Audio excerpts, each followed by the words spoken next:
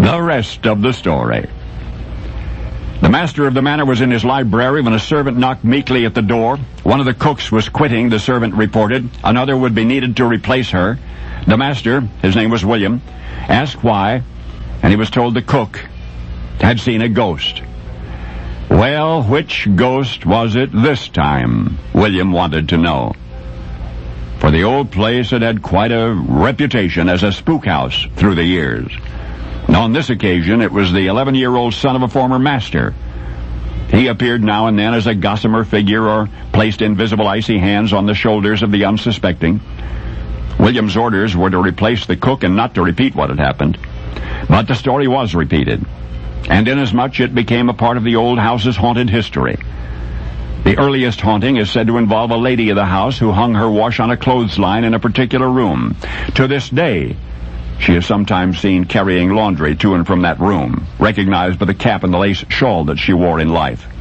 A subsequent mistress of the manor, her name was Dorothea, planted and nurtured a garden there, and for generations thereafter groundskeepers would report being chased from those flower beds by her possessive spirit. The ghost of one especially colorful resident may not yet have found peace, for many a subsequent inhabitant would tell of hearing his frustrated curses and the clomp of his boots up and down the halls at night. There were servant ghosts.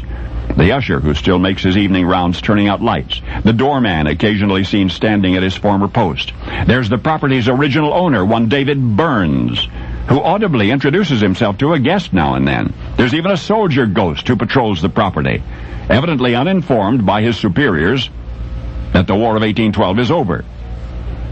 But there is one phantom who also makes others aware of him more frequently than all of the rest. And if the authenticity of any haunting is judged by the credibility of its witnesses, this one is a doozy. For Presidents Theodore Roosevelt and Dwight Eisenhower, First Lady Eleanor Roosevelt, these are among those who have felt his powerful presence, and President's daughter Maureen Reagan and her husband, even Winston Churchill, is among those who have claimed actually to have seen the transparent figure standing by the fireplace or gazing out the window in a certain room. So, yes, I do mean to say that if the stories are true, Andrew Jackson is still striding the corridors, and Dorothea, Dolly Madison, is still protecting her rose garden, and Abigail Adams is still hanging her laundry in the East Room, and Abraham Lincoln is still frightening trespassers, as he has startled such names as Reagan and Churchill, all in an old mansion where the staff of President William Howard Taft was reportedly routinely terrorized by the ghost of Lincoln's son. The most haunted house in the United States, it has been called. The White House. Of course I know that others will tell you there are no such things as ghosts. Well, maybe that's so.